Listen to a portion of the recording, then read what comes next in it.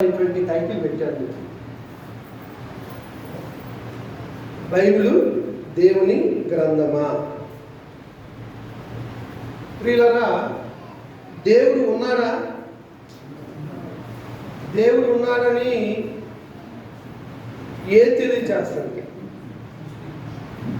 దేవుడు ఉన్నాడని ఏ గ్రంథం తెలియజేస్తుంది? మీకు అర్థమే రీతిలో నేను అడిగే ప్రశ్నకు అర్థం కాలేదు. దేవుడు ఉన్నాడు అని ఏ పుస్తకం తెలియజేస్తుంది? బైబిల్ తెలియజేస్తుంది. ఇది కరెక్ట్. బైబిల్ ఇక్కడ తెలియజేస్తుంది. మానవుల కొరకు ఈ భూమి మీద దేవుడు రాసిన గ్రంథము ఒకటి ఉన్నది ప్రియులారా. అయితే ఈ భూమి మీద అనేక గ్రంథాలు ఉన్నాయి. ఉదాహరణకి హిందువులకు ఏమున్నాయి? భగవద్గీత ఉంది, రామాయణం ఉన్నాయి, ఇంకా భాగవతం ఉంది. అవునా? అది హిందువులకి. అదే ముస్లిమ్స్కి ఖురాన్ ఉంది. మరి క్రైస్తవులకి ఏముంది? క్రైస్తవులకు కూడా బైబిల్ ఉంది. అయితే దేవుడు రాసిన గ్రంథం నుండి మానవులకు ఆత్మ సంబంధమైన విషయాలని బయలుపరిచేది ఏది అంటే అదే దేవుని గ్రంథము, బైబిల్. అదే దేవుని గ్రంథం. ఏంటది? బైబిల్. అయితే ప్రశ్న, అసలు బైబిల్ అనేది బైబిల్లో ఉందా? మాట బైబిల్ అనే పదము బైబిల్లో ఉందా? 66 పుస్తకాలు ఎక్కడైనా ఉందా? చెప్పండి గట్టి, మీకు చెప్పేది కరెక్ట్ అబ్బా.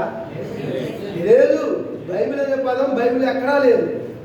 నేను చదివినట్టు 66 పుస్తకాల్లో బైబిల్ అనే పదం ఎక్కడా లేదు. మరి ఎందుకు మనం బైబిల్ దేవుని గ్రంథం అంటున్నాము? బైబిల్ ఎందుకు దేవుని గ్రంథం అంటున్నాము? బైబిల్ అనేటువంటి పదము బిబ్లాస్ అనేటువంటి బిబ్లాస్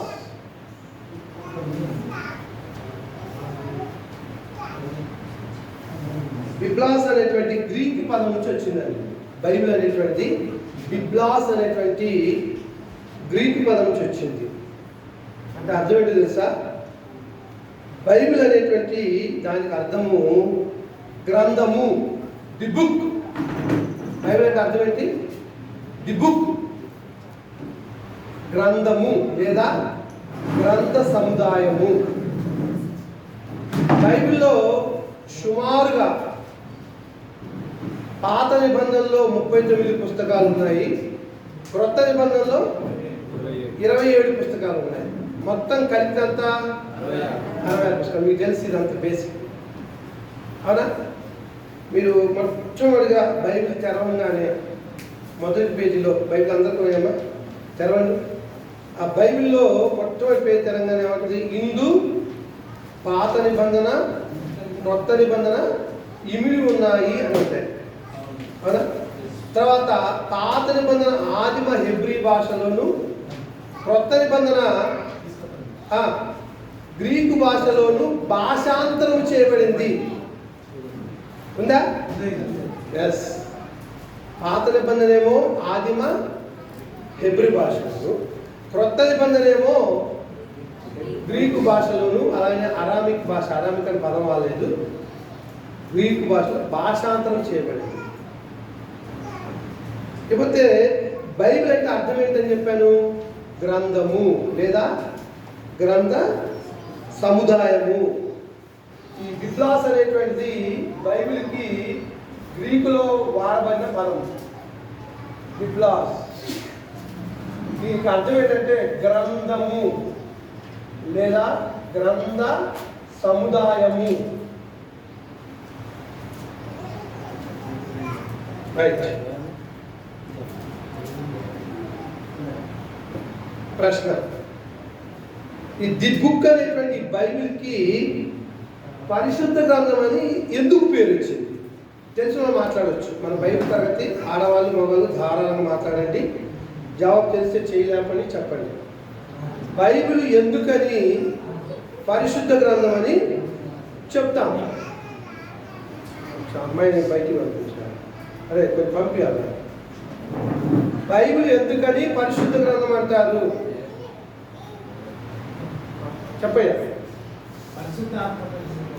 పరిశుద్ధాత్మ చేత రాయబడింది కాబట్టి. Very good, nice answer. అవును, మీ పేరేంటి? మన అయ్యగారు వాళ్ళ అన్నయ్య కదా. వాస్తవమే, తను చెప్పింది ఏంటంటే బైబిల్ ఎందుకు పరిశుద్ధ గ్రంథం అంటే పరిశుద్ధాత్మ దేవుని చేత రాయబడింది. దానికి రిఫరెన్స్ చెప్పగలరా? Anybody is they? నేను చెప్తాను. తిమోతి రాసినటువంటి 2వ పత్రిక, 2 తిమోతి చాప్టర్ 3:16.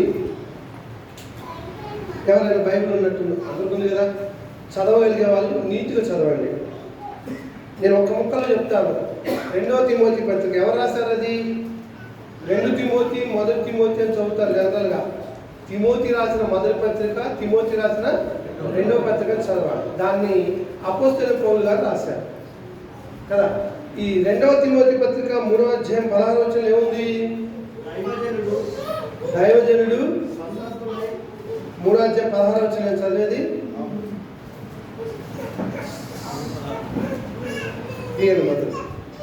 దైవజనుడు సన్నద్ధుడై ప్రతి సత్కారములకు పూర్వముగా సిద్ధపడి దైవావేశము వల్ల కలిగిన ప్రతి లేఖనమును ఉపదేశించుటకును, ఖండించుటకును, తప్పుదిద్దుటకును, నీతి యందు శిక్ష చేయుటకును ప్రయోజనకరమైంది. ఎవరంట? ఎవరంట అంటే ఎవరు? మీరే. బైబిల్ అనేది పరిశుద్ధ గ్రంథం అవటానికి మొట్టమొదటి కారణం అంటే దైవావేశం వల్ల కలిగింది. దైవావేశం వల్ల కలిగినటువంటి గ్రంథం కాబట్టి దీనికి పరిశుద్ధ గ్రంథం. ఇంకొక లేఖనం ఉంది, పేతురు రాసిన 2వ పత్రిక, 2వ పేతురు పత్రిక 1వ అధ్యాయము 21వ వచనము. ఇప్పుడు ఆయన గారు ఆ పెద్ద ఆయన చెప్పిన ఆన్సర్ వస్తుంది. పెద్ద ఆయన చెప్పాడు 20-21 వచనాలు. జాగ్రత్తగా, ఒకడు తన ఊహను బట్టి చెప్పడం వల్ల లేఖనంలో ఏ ప్రవచనము ముట్టదని మొదట గ్రహించుకొనవలెను. యారేలుగా లేఖనము ఎప్పుడును మనుషుని ఇచ్చను బట్టి కలగలేదు, కానీ పరిశుద్ధాత్మ దేవుడు పరిశుద్ధాత్మ ప్రేరేపించు ద్వారా దేవుని మూలంగా కలిగింది. సో దట్ బైబిల్ ఏంటంట? పరిశుద్ధ గ్రంథము. ఇది పరిశుద్ధాత్మ ప్రేరణ వల్ల కలిగిందండి. పరిశుద్ధాత్మ ప్రేరణ వలన కలిగింది కాబట్టి బైబిల్ ఏంటంట? పరిశుద్ధ గ్రంథము అన్నాడు.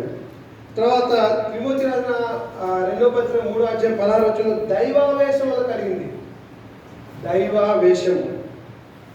దైవావేశము వలన ఇంగ్లీష్లో ఏమని ఉంటుందంటే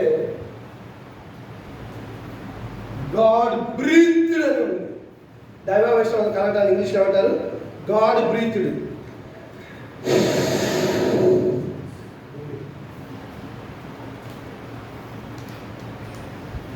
ఎందుకు బైబిల్ పరిశుద్ధ గ్రంథము అంటే అది దైవావేశం వల్ల కలిగింది. దైవజనుడు సన్నద్ధుడై ప్రతి సత్కారములకు పూర్ణముగా సిద్ధపడి దైవావేశం వలన. ఏ ఆవేశం? మనుషుల ఆవేశం కాదు సుమి, నా ఆవేశం కాదు. ఎవరి ఆవేశం? దైవావేశం వలన.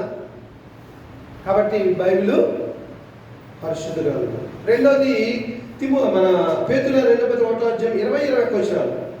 20-21 వచనాలు. ఒకడు తన ఊహను బట్టి చెప్పడం వల్ల లేఖనంలో ఏ ప్రవచనం పుట్టదని మొదట గ్రహించుకోవాలి. కొంతమంది నాకు దేవుడు కనబడ్డాడు, ఒరే కుక్కల శ్రీనివాస్ పాలు, ఈరోజు నేను చెప్పిన మాట నువ్వు చెప్పు అని చెప్పేసి అంటున్నారు. బైబిల్ ఆల్రెడీ మనకి గ్రంథస్థం ఇవ్వబడింది 66 పుస్తకాల్లో. మరలా కొత్తగా పరిశుద్ధాత్మ దేవుడు నీ మీదకి వచ్చో నా మీదకి వచ్చో ఫలానా చెప్పడు. Already Bible has given. Bible సంపూర్ణమైన గ్రంథం అంటారా కాదంటారా? సంపూర్ణమైన గ్రంథం అంటే 66 పుస్తకాల్లో దేవుడి యొక్క మనసంతా కూడా రాయబడిందా లేదా?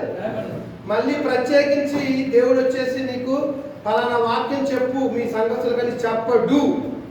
ఎందుకు చెప్పడం ఏంటో ముందు చూద్దాం. రైట్. బైబిల్ దైవావేశం వల్ల కలిగినటువంటి గ్రంథము అనేటువంటి విషయాన్ని చూసుకొచ్చారు. ఒకడు తన ఊహను బట్టి చెప్పడం వల్ల లేఖనంలో ఏ ప్రవచనం పుట్టదని మనం గ్రహించుకోవడం వల్ల అలాగనగా లేఖనం ఎప్పుడును మనిషిని ఇచ్చని బట్టి, ఇచ్చ అంటే ఊహను బట్టో కోరికను బట్టో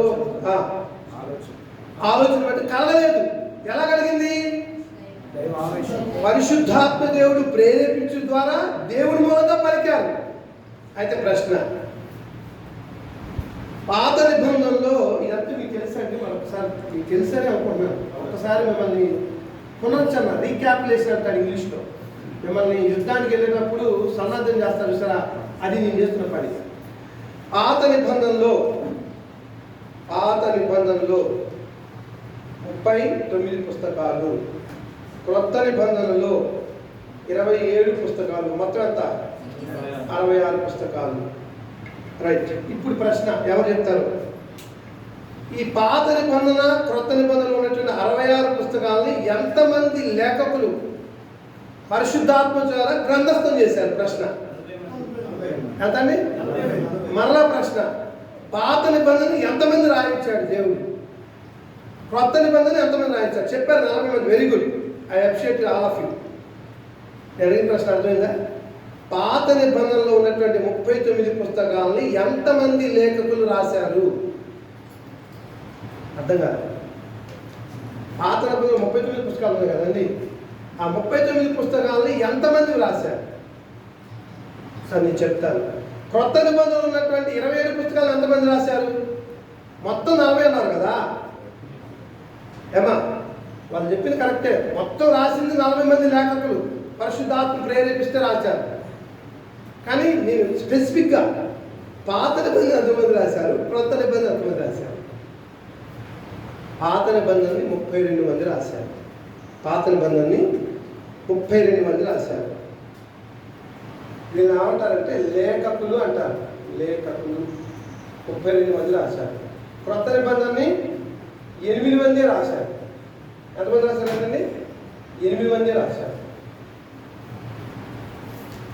వెరసి పాత క్రొత్త నిబంధనని పరిశుద్ధాత్మ దేవుడు 40 మంది లేఖకులు లేదా గ్రంథకర్తలు అనొచ్చు. లేఖకులు లేదా గ్రంథకర్తలు అంత టోటల్ మీరు రాసుకోండి, మీకు నచ్చినట్టుగా రాసుకోండి. 40 మంది రాశారు. పాత నిబంధన 32 మంది, క్రొత్త నిబంధనని 8 మంది రాశారు. 8 మంది అని అనుకుంటున్నారేమో. మళ్ళీ ఒక ప్రశ్న, సువార్తలు ఎన్ని అయ్యా? సువార్తలు ఎన్ని? సువార్తలు ఎన్ని? మాట్లాడచ్చు, పర్లేదు అమ్మాయి అరవాలని. ఇది మీ రోజు. సువార్తలు ఏంటంటే 5 అంటున్నారు, 4 అంటున్నారు. నేను అడిగిన క్వశ్చన్ కరెక్ట్ లేదా? సువార్తలు రాసింది 4 కానీ ఒకటే సువార్త రాశారు. ఓకే, ఎవరి సువార్త అది? డెత్ బరియర్ రిజరెక్షన్ అని ఉంటారు ఇంగ్లీష్లో. Death burial resurrection. యేసుక్రీస్తు వారి యొక్క మరణము, సమాధి, పునరుద్ధానము గురించి 4 వ్యక్తులు రాశారు. నెంబర్ 1 మత్తయి. ఈ మత్తయి ఎవరు? నేను చాలా డీప్ అడుగుతున్నాను. ఈ మత్తయి ఎవరు? ఎవరి? అతను ఏం పని చేస్తాడని అర్థం నా ప్రశ్న. Very good. ఇంకేనే తమ్ముడు? అశోక్ గారు కరెక్ట్ చెప్పారు.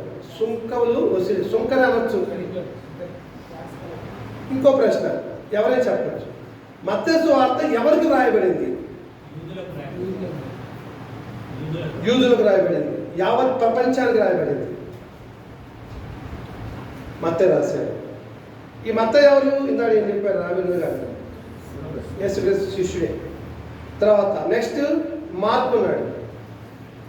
మార్కు గారు ఎవరికి రాశాడు ఆ పుస్తకాన్ని? ఎప్పుడైంది ఇవన్నీ మన సేవకులు పనిచేస్తుంటే మినిమం నాలెడ్జ్ ఇది. ఎవరు చెప్తారు? మార్కు సువార్త ఎవరికి రాయబడింది? చెప్పేశాగా. మత్తయి సువార్త మత్తయి సువార్త యావత్ ప్రపంచానికి యూదులకి రాయబడింది. మార్కు సువార్త ఎవరికి రాయబడింది? లూకా సువార్త ఎవరికి రాయబడింది? యోహాను సువార్త ఎవరికి రాయబడింది? ఎక్కడి నుంచి వస్తారు? యోహాను సువార్త యేసు దేవుడిని తెలియజేయడానికి రాయబడింది. మీరు అందులో ఎక్కువగా వ్రాయబడిన పదం ఏమైనా చెప్తారా? యోహాను సువార్తలో ఎక్కడి నుంచి వస్తున్నారు? యోహాను సువార్తలో ఎక్కువగా వ్రాయబడిన పదం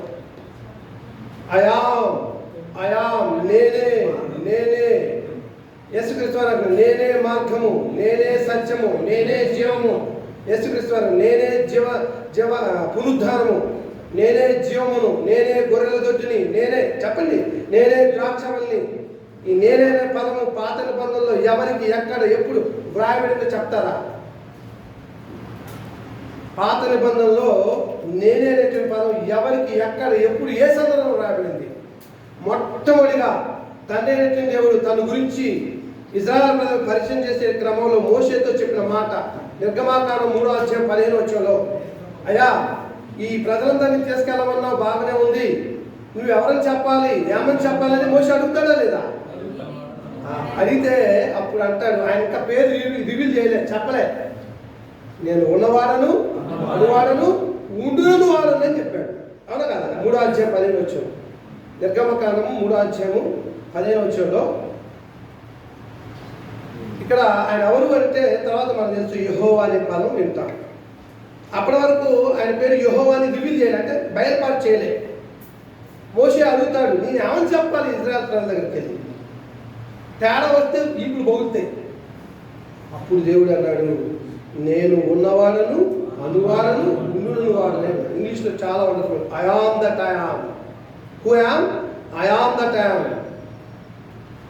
నేనే అనే పదం వాడాడు.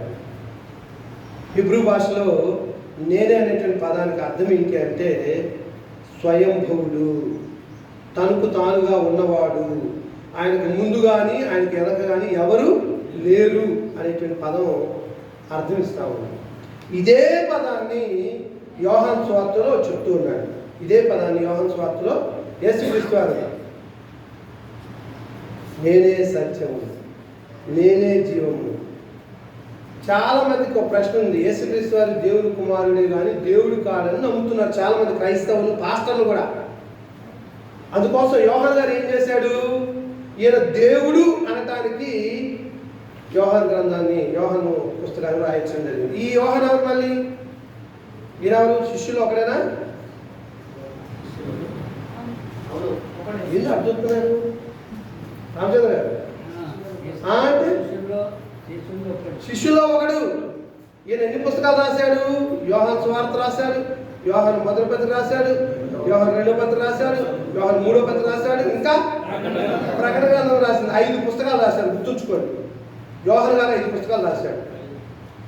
తర్వాత నేనే అనేటువంటి పదం యేసుక్రీస్తు వారు దేవుడు అంటానికి మనకు మొట్టమొదటి లేఖనం ఉంది. ఆది యందు వాక్యము ఉండెను, వాక్యము దేవుని యొద్ద ఉండెను, వాక్యము దేవుని యందును, సమస్తము ఆయన మూలంగా కలిగి ఉన్నది, ఆయన లేకుండా కలగలేదు, ఆయనలో జీవం ఉండెను, ఆ జీవం మనకు వెలిగిస్తుంది. ఉందా? యోహాను సువార్త 1:1 2 ఆది యందు in the beginning word was there, word with God, word is God. ఆది యందు వాక్యము దేవుని యొద్ద ఉండెను, ఆది యందు వాక్యమునను, రెండోది దేవుని యొద్ద ఉండెను, మూడోది దేవుడే ఉండెను. ఎవరా వాక్యం? 14 రివీల్ చేస్తాడు. ఆ వాక్యమే శరీరధారి కృపా సత్య సంపూర్ణుడిగా మన మధ్య నివసించాడు.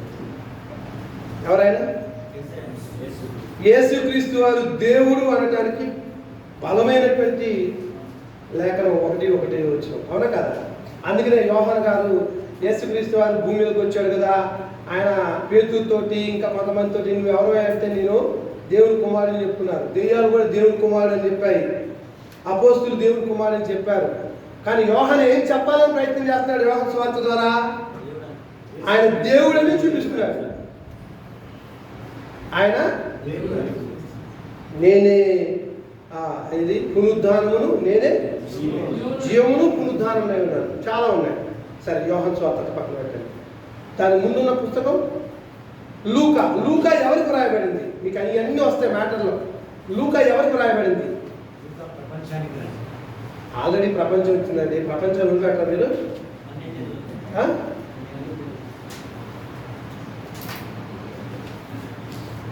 లూకా గారు ఆయన వైద్యుడు తెలుసా మీకు?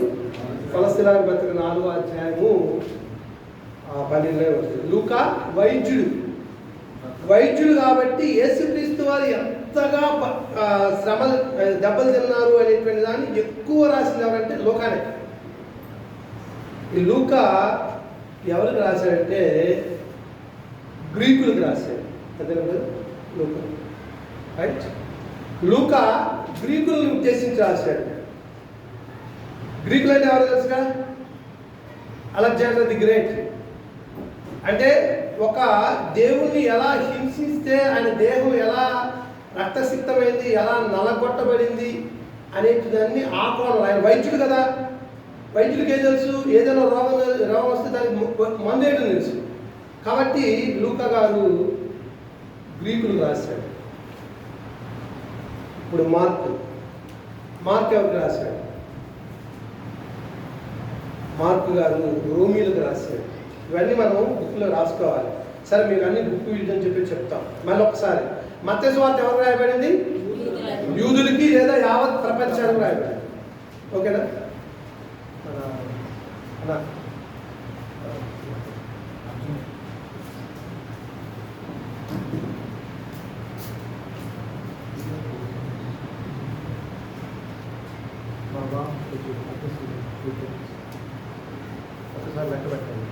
సరే, మత్తయి ఏమో యూదులకు లేదా యావత్ ప్రపంచానికి రాయబడింది. మార్క్ ఏమో రోమీలకు రాయబడింది. తర్వాత లూకా గారేమో గ్రీకులకు రాశాడు. ఇకపోతే యోహాను గారు యేసు దేవుని కుమారుడని తెలియజేది. నేనే అనే పదం ఎక్కువ వాడబడుతూ వచ్చింది. ఓకే, ఇకపోతే ఎప్పుడు రాశారు ఏంటి అన్ని వివరాలు రాబోయే రోజుల్లో సోదరులు చెప్తారు మీకు చాలా అద్భుతంగా. అయితే ఇప్పుడు నా ప్రశ్న ఏంటంటే, ఈ నలుగురు కూడా ఒక వ్యక్తి గురించి రాశారు. ఈ నలుగురు కూడా ఒక వ్యక్తి గురించి రాశారు. ఆయన ఎవరు? యేసుక్రీస్తు, ప్రభు యేసుక్రీస్తు కదా. మీరు చూడండి, మత్తయి ఏ రాశాడో మార్క్ అదే రాశాడు, మార్క్ ఏ రాశాడో లూకా అదే రాశాడు, లూకా ఏ రాశాడో. ఈ 4 పుస్తకాల్లో చాలా అవినాభావ సంబంధం దేని ఏర్పడుతుంది? మత్తయి సువార్తకి లూకా సువార్తకి ఎక్కువ ఉంటుంది. ఎందుకంటే మత్తయి సువార్త మొట్టమొదటి లేఖనం 1వ అధ్యాయం 1వ వచనంలో యేసుక్రీస్తు వారి గురించి మత్తయి రివీల్ చేస్తున్నాడు, చెప్తున్నాడు. ఏమంటే అబ్రహాము కుమారుడును దావీదు కుమారుడైన యేసుక్రీస్తు వారి వంశావళి అన్నాడు. 42 తరాలని ఒక్క వాక్యంలో చెప్పేశాడు. ఎవరంటే యేసుక్రీస్తు వారు అబ్రహాము కుమారుడును దావీదు కుమారుడైన యేసుక్రీస్తు వంశావళి. అక్కడ వంశాలన్నీ ఉంటాయి. చివరికి వచ్చేలకే ఆదాము దేవుని కుమారుడు రాయబడింది. ఇదే లూకా సువార్తలో వెనక నుంచి వస్తాడు. ఆదాము దేవుని కుమారుడు ఎవరు? ఆదాము తర్వాత హేబేలు కయీనులో హేబేలు చనిపోతాడు. హేబేలు ప్రతిగా ఎవరు? షేతు సంస్థ వస్తుంది. ఇలాగ వస్తూ ఉంటుంది. అప్పుడు యేసుక్రీస్తు వారి వంశాలు అని తెలుస్తుంది. మత్తయి లూకా చాలా సమయం చేసుకుంటాయి. ఓకేనా? సరే, ఇప్పుడు మీకు ఇప్పుడే చెప్పాను, పాత నిబంధనలో 39 పుస్తకాలు ఉన్నాయి. 39 పుస్తకాలని 32 మంది రాశారు. కొత్త నిబంధనలో 25 పుస్తకాలు ఉన్నాయి, 8 మంది రాశారు. వీళ్ళు ఏమంటారంటే లేఖకులు. పొత్తుక లేఖకులు. వాళ్ళు సొంతంగా రాశారా? పరిశుద్ధాత్మ. మీకు అన్నీ చెప్పేసి ఓకే, ఇంతవరకు బాగానే ఉంది. నెక్స్ట్ మనం ఏం చేయబోతున్నామంటే,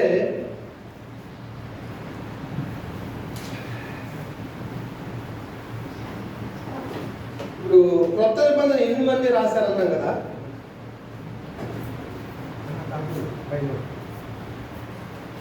కొత్త నిబంధన 8 మంది రాశారన్నారు కదా. ఒకసారి కౌంట్ చేద్దామా? యోహాన్ గారు 5 పుస్తకాలు రాశారు, లెక్కేసుకోండి. పౌలు గారు ఎన్ని పుస్తకాలు రాశారు? 14 పుస్తకాలు రాశారు. 14 5 ఎంతమంది? ఇప్పుడు 2 వచ్చారు. లూకా ఎన్ని పుస్తకాలు రాశాడు? లూకా సువార్త అపోస్తల కార్యాలు కూడా లూకా రాశాడు. 2 లెక్కేసుకోండి. ఎన్ని? 21. మార్కు ఒకటే రాశాడు. 22 కాదు, మీరు మనుషులు లెక్కేయండి. ఒక ఆయన 22 అంటాడు, ఇంకో ఇప్పుడు ఎంతమంది వచ్చారు? 4 వచ్చారు. పేతురు ఎన్ని పుస్తకాలు రాశాడు? పేతురు రాసిన మొదటి పత్రిక, పేతురు రాసిన 5 ఎన్ని పుస్తకాలు? నేను బోర్డు రాస్తాను కరెక్ట్ చెప్పడం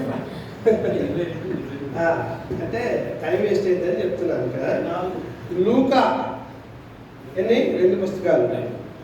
మత్తయి 1, యోహాను 5, పౌలు 14, ఇంకా మత్తయి, లూకా, మార్కు 1, పేతురు 2, ఎన్నైనా ఇంకా 3 పుస్తకాలు ఉన్నాయి. యూదా పత్రిక, యూదా 1, యాకోబు ఎన్నైనా ఇంకోటి లూకా, మత్తయి, యోహాను, మార్కు రాశారు. యోహాను గారు 5, పౌలు గారు 14, పేతురు 2, యూదా 1, ఫిలోము ఎన్ని వచ్చాయి?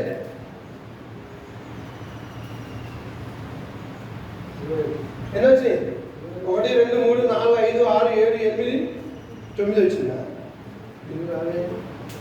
అక్కడ 1, 2, 3, 4, 5, 6, 7, 8. ఫిలోమోను పత్రిక ఎవరు రాశారు చూడండి ఒకసారి. ఫిలోమోను పత్రిక 8 మంది రాశారు. కొత్త నిబంధన 8 మంది రాశారు. 32 పుస్తకాలు పాత రాశారు. ఇప్పుడు మీకు నిత్యత్వం నుంచి నిత్యత్వం వరకు ఉన్నటువంటి చూసారా? ఫిలోమోను ఎవరు రాశారు? రాసుకునే బాగా ఉన్నదా?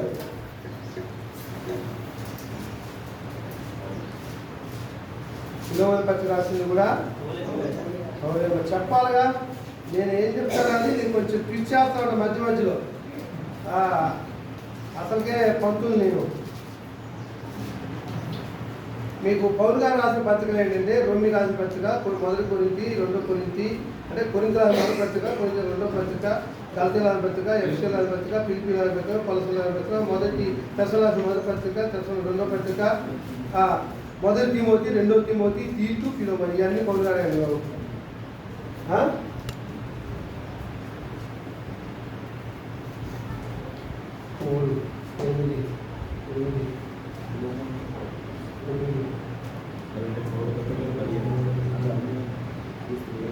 వచ్చినా?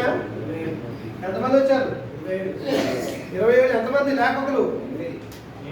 అది సార్ ఓకేనా? వచ్చినా?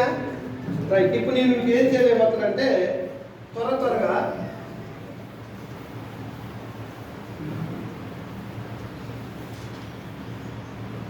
ఎవరైనా పాత నిబంధనలు ఉన్న పుస్తకాలు చకచక చెప్పగలరా? పాత నిబంధనలు ఉన్నటువంటి పుస్తకాలు 39 ఉన్నాయి కదండి. 39లో మొదటి 5 పుస్తకాలు ఏమంటారంటే పంచకాండాలు అంటారు. అంటే ఆదికాండము, నిర్గమకాండము, లేవికాండము, సంఖ్యాకాండము, ద్వితీయోపదేశకాండము. వీటిని రాసింది ఎవరు? అసలు మోషే ఎప్పుడున్నాడు?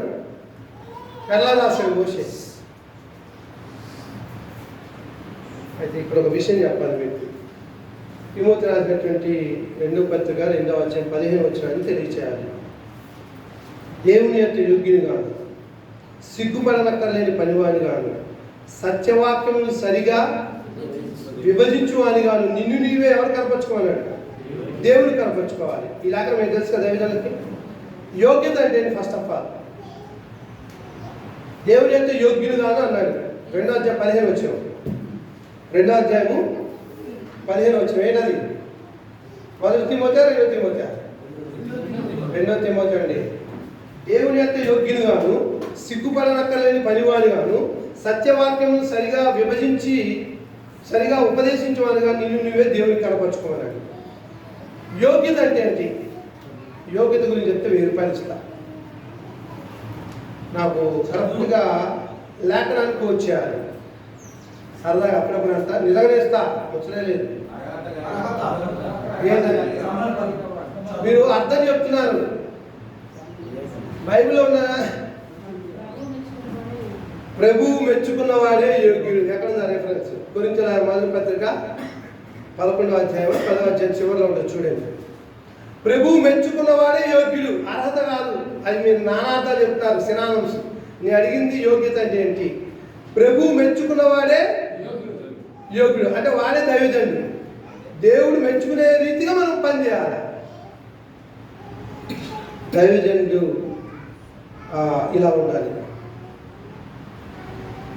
దేవుని యొక్క యోగ్యుని గాను, సిగ్గుపడనక్కర్లేని పనివాని గాను, సత్యవాక్యాన్ని అక్కడ పుట్టినట్లో సత్యవాక్యాన్ని సరిగా విభజించి బోధించువారు కానీ నిన్ను నువ్వు ఎవరు కనపరుచుకోవాలి? సంఘస్థులకు కాదు, లేకపోతే పాస్టర్లకు కాదు, ఎవరికి? దేవుడికి కనపరచు. First of all you are perfect or not.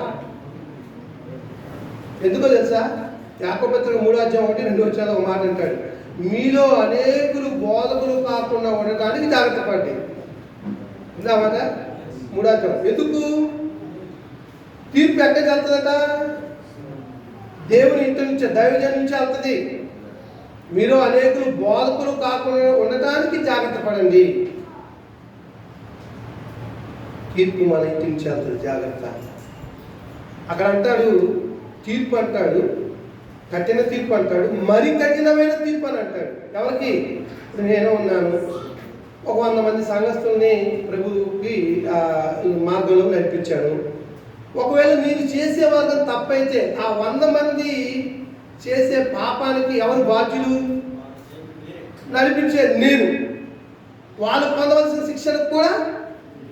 కాబట్టి దైవజనుడు అనేవాడు జాగ్రత్తగా ఉండాలి. అందుకోసం చెప్తున్నాను, దేవుని యొక్క యోగ్యులు గాను, సిగ్గుపడనక్కర్లేని పనివారు గాను, సత్యవాక్యాన్ని సరిగా ఉపదేశించేవారు గాను, నిన్ను నీవే దేవుడికి కనపడాలి.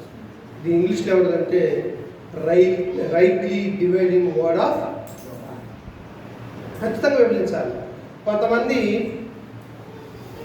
బైబిల్ పండితులు బైబిల్ని 3 యుగాలుగా విభజించారు.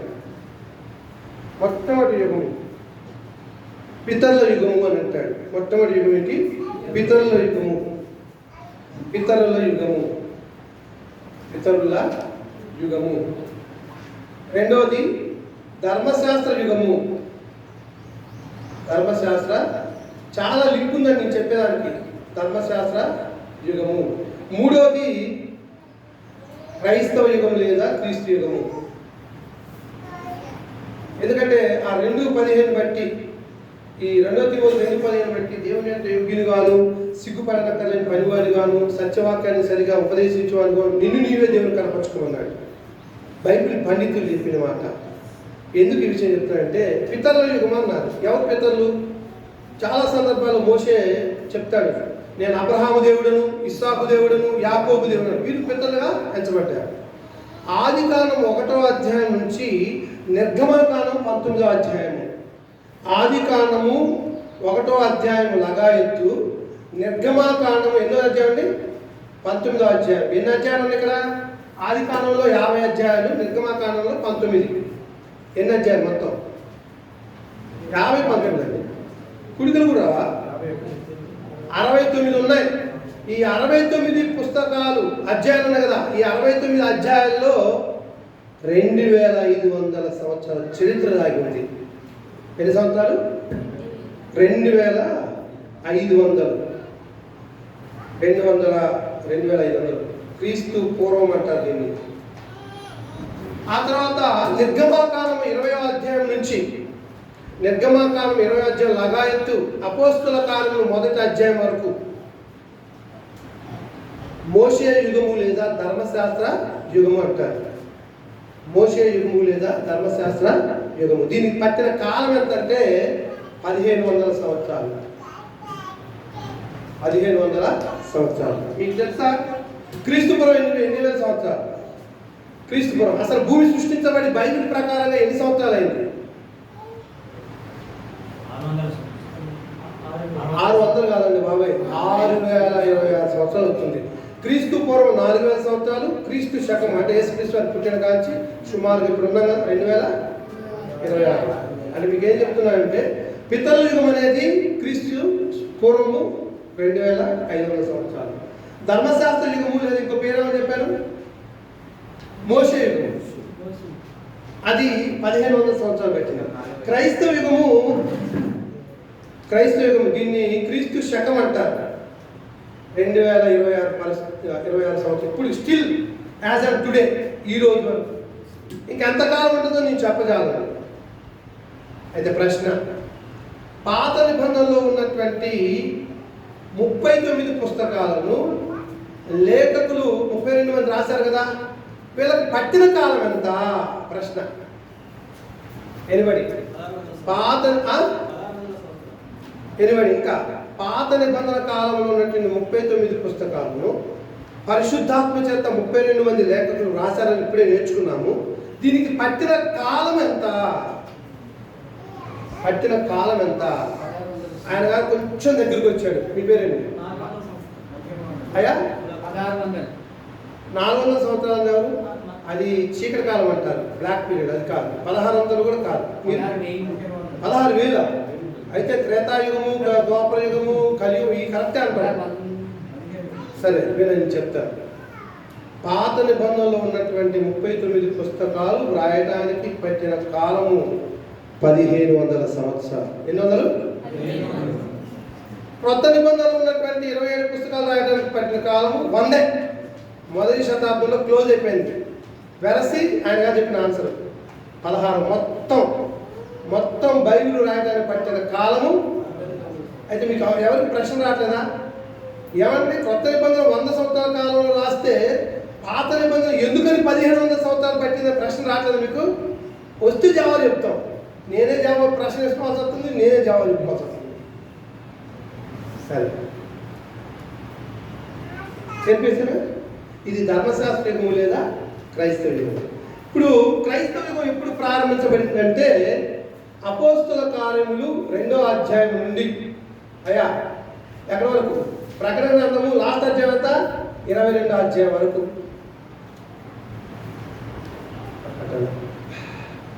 ఇదేమో ధర్మశాస్త్ర యుగము. నిర్గమాకాండము 20వ అధ్యాయం లగాయత్తు. క్రొత్త నిబంధనలో అపోస్తుల కార్యములు 1వ అధ్యాయం వరకు చాలా పుస్తకాలు ఉన్నాయి.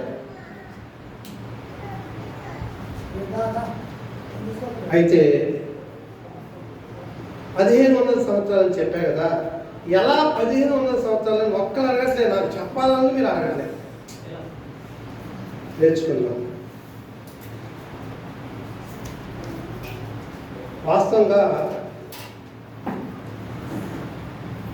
ఆది కాలము, నిర్గమకాండము, లేవి కాలము, సంఖ్యాకాలము, ద్వితీయోపదేశ కాలం వాటిని వ్రాసింది ఎవరని చెప్పారు ఇప్పుడు మీరు? నత్తివాడైన మోషే సుమారుగా మీకు ఏంటంటే బైబిల్ టైం లైన్ తెలియాలి. ఆ టైం లైన్ తెలిస్తే ఈజీగా ఐడెంటిఫై అయిపోతుంది. ఆ టైము గుర్తని చెప్తాను. ఇంకా ఓకే, టైం లైన్ చెప్పబోతున్నాను మీకు. ఇక్కడ చిన్న ఫిగర్ వేసుకోండి. నిత్యత్వము, ఇది సృష్టి ఆరంభము.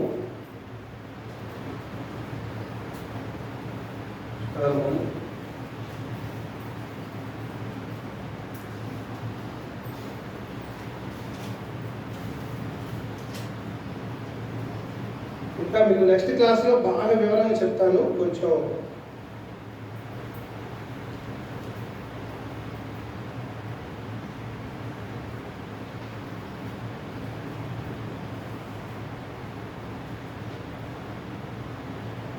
నిత్యత్వం నుంచి నిత్యత్వం వరకు ఉందండి.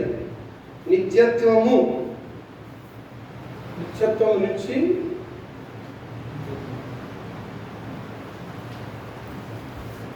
నుంచి నిత్యత్వం వరకు. ఇది ప్రారంభము. ఇది క్రీస్తు పూర్వము.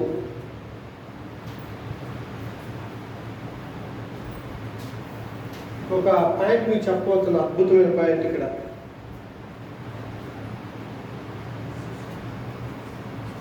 క్రీస్తు పూర్వము 1500 సంవత్సరాలు. మొదటి గ్రంథము ఆదికాండము.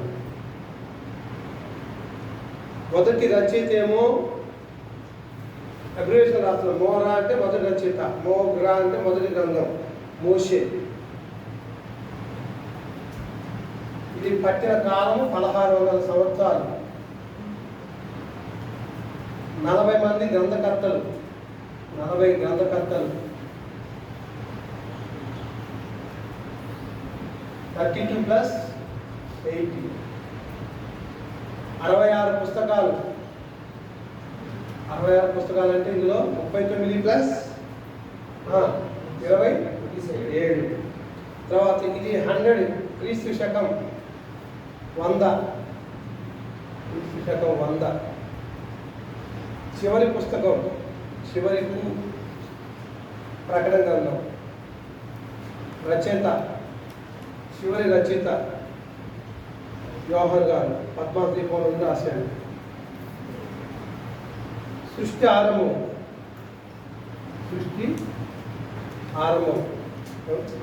సృష్టి అంతం.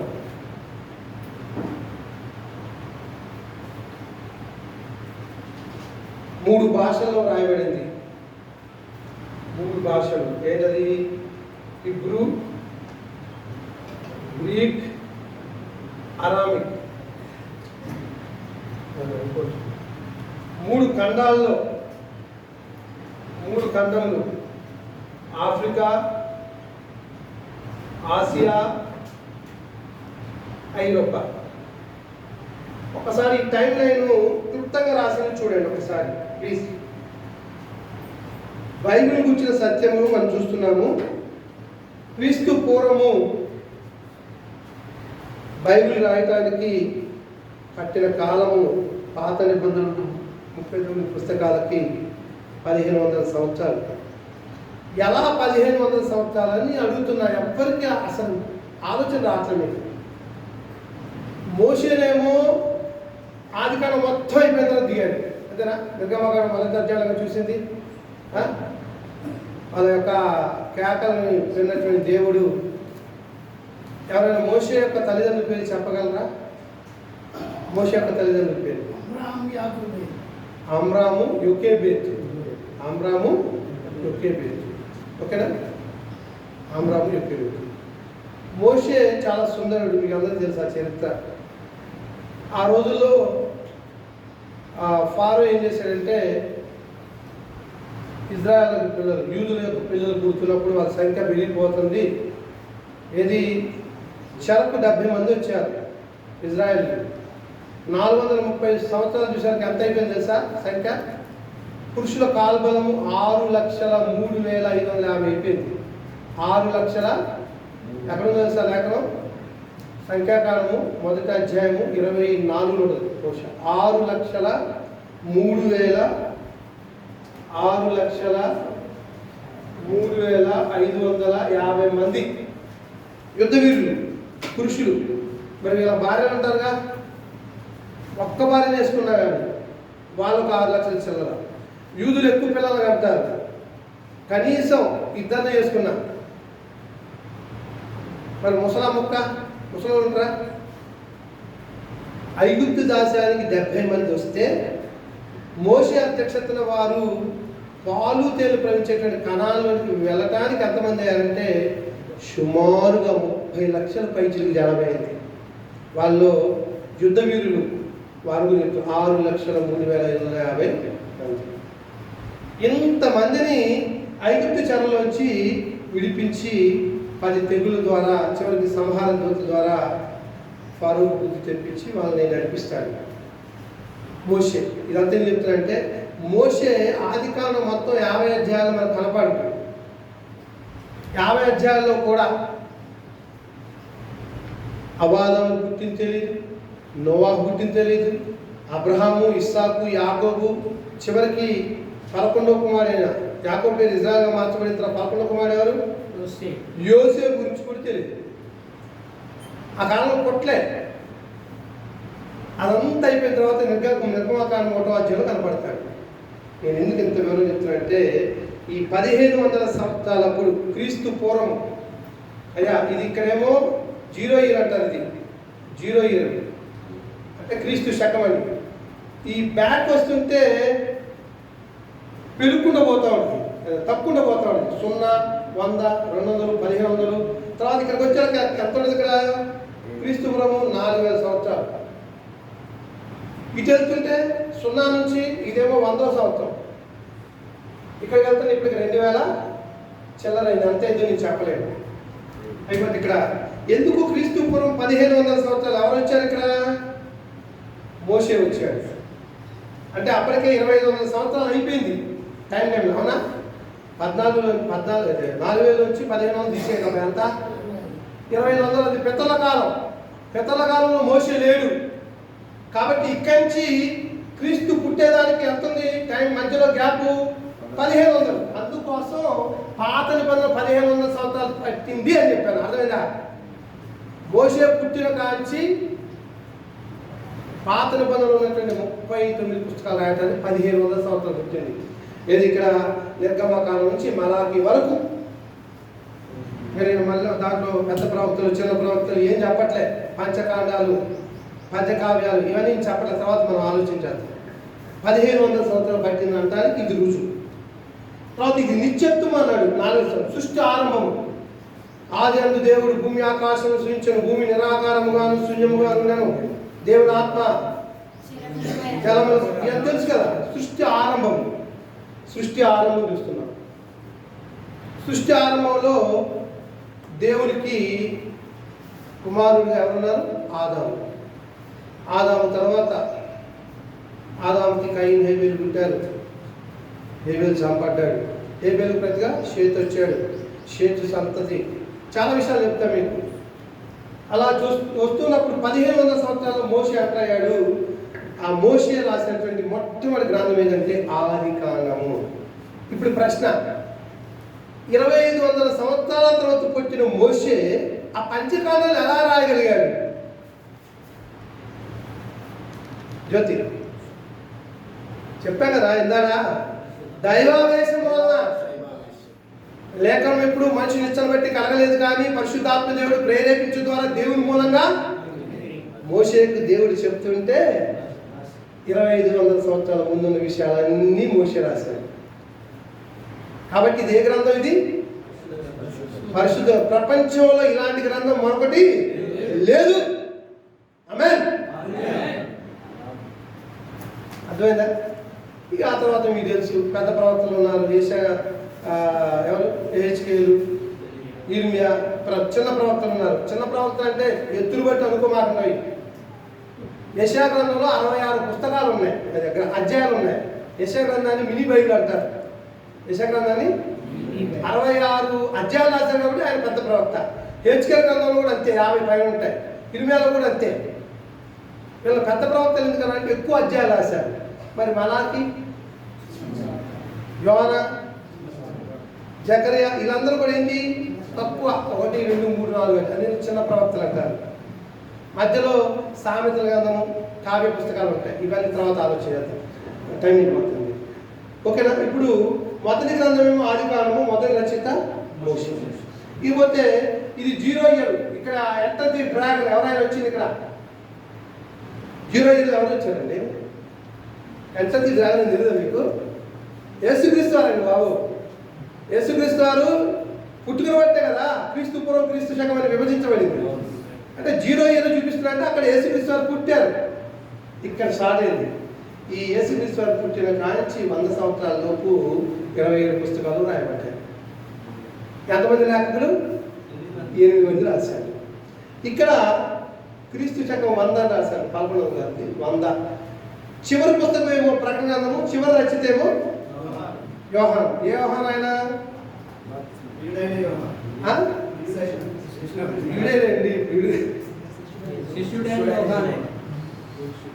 అపోస్తలులేనా?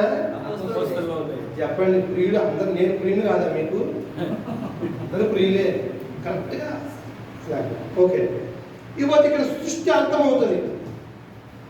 అక్కడ యేసుక్రీస్తు వారి యొక్క 2వ రాకల్లో పేతురు అనే పత్రిక మీకు ఒక ప్రశ్న చివరిగా నేను క్లాస్ ముగించేస్తాను, తర్వాత నేను కంటిన్యూ చేస్తాను. ఏంటా ప్రశ్న అంటే, నాకు 52 సంవత్సరాలండి. నా చిన్నప్పటి నుంచి ఒక మాట అంటున్నాను, ఇదిగో యేసుక్రీస్తు వారక రెండో రాక రాబోతుంది అంటున్నాను. మరి ఇంకా ఎందుకు రాలేదు యేసుక్రీస్తు వారక రాకడా? ఎవరైనా కరెక్ట్ ఆన్సర్ చెప్తే నేను ముగించేసి కూర్చుంటా. చెప్పబోతే ఇంకో గంటసేపు చెప్పచ్చు. అందరూ అంతటను మారు మనసు పొందవల్లని లేఖనం అపోస్తల కార్యం 17:30 ఆ అజ్ఞాన కాలమందు దేవుడు చూసి చూనట్లుగా ఉన్నారు కానీ ఇప్పుడైతే అందరూ అంతటను మారు మనసు పొందవాలని ఆజ్ఞాపిస్తున్నారంట. ఇదే లేఖనం పేతురు గారు గురించి చెప్పాడు. 3వ అధ్యాయం 9-10 యేసుక్రీస్తు వారు ఎందుకు రాకడా ఆలస్యం చేస్తున్నారంటే అందరూ కొందరు వెరీ గుడ్ 9వ ఎవరో చదివింది. కొందరు ఆలస్యం ఎంచుకున్నట్లు ప్రభు తన వాగ్దానం గురించి ఆలస్యం చేయవాడు కాడు అని ఎవడును నశింపకుండా ఉన్నట్లు నిశ్చయముగా అందరూ అందరినీ మారుమర్చి పొందవాలని వాట్ ఏ వండర్ఫుల్ లవ్. అర్థమైందండి. మొదటి శతాబ్దంలో ఇక్కడ రాశాను మీకు 3 భాషల్లో బైబిల్ రాయబడింది. పాత నిబంధన హిబ్రూ, క్రొత్త నిబంధన గ్రీకు, అరామిక్ రాయబడింది. 3 ఖండాలు ఉన్నాయి. అప్పుడు పౌలు గారు 3 ప్రయాణాల్లో, సంఘ చరిత్రలో 3 ప్రయాణాలు ఉన్నాయిగా. మొదటి సువార్త ప్రయాణం, రెండవ సువార్త ప్రయాణం, మూడవ సువార్త ప్రయాణం. పౌలు గారు యేసుక్రీస్తు వారు ఇచ్చినటువంటి ప్రణాళిక ఒకటి ఉంది. మొట్టమొదటిగా యెరూషలేములో, తర్వాత యూదయాలో, తర్వాత సమరయాలో, ఆ తర్వాత బూదిగంతంలో. అపోస్తల కార్యం 1:8 ఈ ప్రణాళికని యేసుక్రీస్తు వారు ఏర్పాటు చేసి పరమంకి వెళ్ళిపోయాడు. ఆయన పుట్టిన 33.5 సంవత్సరాలు చనిపోయాడు. చనిపోయి నేను చనిపోయి తిరిగి లేచానని శుక్రవారం చనిపోయాడు, ఆదివారం తిరిగి లేచానని ఎన్ని రోజులు ప్రత్యక్షపరుచుకున్నాడు? 40 రోజులు ప్రత్యక్షపరుచుకొని పరలోకానికి వెళ్ళిపోయాడు. యోహాను పేతులారా ఆకాశం చూస్తూ ఉంటే, ఓ యోధా మనుషులారా ఎందుకు మీరు ఆకాశం వైపు చూస్తున్నారు? ఏ రీతిగా వెళ్ళాడో అదే రీతిగా ఎక్కడికి వస్తాడు? ప్రశ్న భూమి మీదకి రాదండి. చాలా అద్భుతం, అది చెప్తాను తర్వాత. యేసుక్రీస్తు వారు మళ్ళీ భూమి మీదకి రాడు, 1000 పాలన చేయడు. అది ఎలా ఏంటి అనేది ముందు చెప్తాను. చాలా అబద్ధబోధలు ఉన్నాయి. ఆయన ఆకాశం అనడానికి వస్తాడు. దశరాసినటువంటి మొదటి పత్రిక 4:16 చదువుకున్నాడండి. ఆర్భాటంతోనూ ప్రధాన శబ్దంతోనూ దేవుని బోరుతోనూ పరలోకం నుంచి ప్రభు దిగొచ్చును. క్రీస్తుని మృతులైన వారు మొదలు లేస్తారు. ఆ మీద సజీవులుగా ఉన్నట్టు మనము ఆకాశ మండలానికి మేఘముల మీద కొనుక్కోబడతాం. అక్కడ తీర్పు చెబుతుంది. భూమి మీదకి రాడండి. ఎందుకంటే ప్రభు రాకడ ఎలా ఉండదంట? మిక్కడమైన వేండ్రములతోటి కనబడుతున్నటువంటి ఆకాశం భూమి మొత్తం స్మాష్ అవుట్. ఇంకెక్కడ వస్తారు భూమి నుంచి? ఆకాశం వాళ్ళకి వచ్చినప్పుడు మొత్తం స్మాష్ అయిపోతుంది. అందుకోసమే అందరూ అంతటిని మారుమర్చి పొందాలి. తన రాకడిని ఆలస్యం చేస్తారు.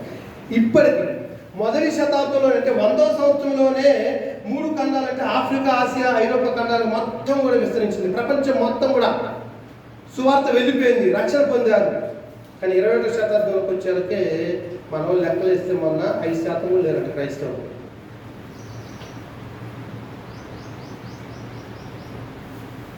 ఇప్పుడు ఎన్ని ఖండాలు ఉన్నాయి? అప్పుడు 3 ఖండాల్లో తిరిగేశాడు మొత్తం పౌలు గారు. ఇప్పుడు ఏమన్నా 7 ఖండాలు. ఆ 7 ఖండాలు ఏంటో మీకు తెలుసు, చిన్నప్పుడు చదువుకున్నాగా. ఆ 7 ఖండాలని మునుపు 3 ఖండాలు ఇక్కడ సువార్త వెళ్ళిపోయింది. అని ఇప్పుడు సువార్త మొత్తం అందట్లేదు కాబట్టి ఏమైంది మీ అవస్థ? అందుకోసమే బైబిల్ రాసి పెట్టి మిమ్మల్ని సేవకులు చేసి క్రీస్తువులు పంపించినట్టుగా ఇద్దరిద్దరిని ఊరికి పంపించడానికి ఈ ప్రయత్నం. అర్థమైందా? ఎందుకు ఇంత ప్రయాసం తెలుసా? ఆమేన్. ఇద్దరిద్దరిని పంపించేసి సేవ కొరకు మేము మా ప్రయాస, మా ధనాన్ని, మా శ్రమను, మా కష్టాన్ని దేవుని కొరకు పెట్టే ఉద్దేశం ఏంటంటే ఈ భూమి మీద నేను ధనం సంపాదించుకోవడానికి రాలేదు. నా ధనం అక్కడ పెరుగుతుంది. అక్కడ పరలోకంలో పెరుగుతా ఉంది. నేను ఈ బైబిల్ తరగతి కోసం వెచ్చించేటువంటి ధనాన్ని కోసం నేను 1 గంట అదనంగా కష్టపడతాను. నేను మ్యాథమెటిక్స్ లెక్చరర్ని, 25 సంవత్సరాలు లెక్చరర్ చేశాను. ఒక్కదాన్ని సరి చేసుకోవడం కోసమే సోదరుల ద్వారా మేము ప్రయత్నం చేస్తూ ఉన్నాము. 2 క్లాసులు ఒకేసారి నడిపించాలంటే 30,000 దాకా అవుతుంది ఖర్చు. ఏం చేయాలి? నాకు వస్తుంది జీతంగా, నాకు దాదాపు 1,80,00,000 అప్పులు ఉన్నాయండి. మరి నా కుటుంబం ఉందిగా, మరి దేవుని పని జరగాలి. ఎలాగా? 1 గంట అదనంగా కష్టపడతాను. జూన్ నుంచి అదే పని చేయబోతున్నాను. ఒక కాలేజ్ మాట్లాడాను, ఒక క్లాస్ చెప్తే 15,000 ఇస్తారు నాకు గంట. అంటే ఆ మ్యాథ్స్లో కూడా నిష్ణాతులు, హిస్టరీ ఫస్ట్ ర్యాంక్ అని. అది ఎవరి కోసం అంటే మీకోసం వెచ్చించి సేవ కొరకు వినియోగించాలని మా యొక్క తాపత్రయం. నాకు ఏ ద్వారా సహాయం చేయడు, నేనే ద్వారానే. ఎందుకంటే దేవుడు నాకు, నేను చదువుని బట్టి ఉద్యోగం ఇచ్చాడు. చాలామంది ఉద్యోగం ఇస్తే ఏం చేస్తారు? ఆస్తులు సంపాదించుకుంటారు. నాకు తెలుసు ఆ ఆస్తులు ఏమి నాతోటి వస్తాయండి. అలెగ్జాండర్ లాంటి చేతులు పైకి తెచ్చిపోయాడు. తెలుసుగా 3 కోరికలు ఆయన. చెప్పాలి, టైం అయిపోయింది. ఆ 7 ఖండాలకి విస్తరింప చేద్దామా? అలా మీరు అందరూ కంకణం కట్టుకొని ప్రభుత్వంలో ముందుకు సాగాలని. ఈ ప్రాథమిక లెసన్ ఇంకా చాలా ఉంది. బైబిల్ దేవుని గ్రంథం అంటే అవును దేవుని, ఎలా దేవుని గ్రంథమో పార్ట్ 1, పార్ట్ 2, పార్ట్ 3 చెప్తారు తర్వాత. ఓకేనా? కాసేపు బ్రేక్ తీసుకుందాము. మీరు వెళ్ళి ఏదైనా యూనియన్స్ కట్టి వెళ్తే వెళ్ళండి. అన్నా చాయ్ వచ్చిందా? సరే, మీరు ఒక్కసారి బయటకు అలా వెళ్ళండి. సమయం 5 నిమిషాలు కలుపుకునేది. ఒక 5 నిమిషాలు అలా వస్తే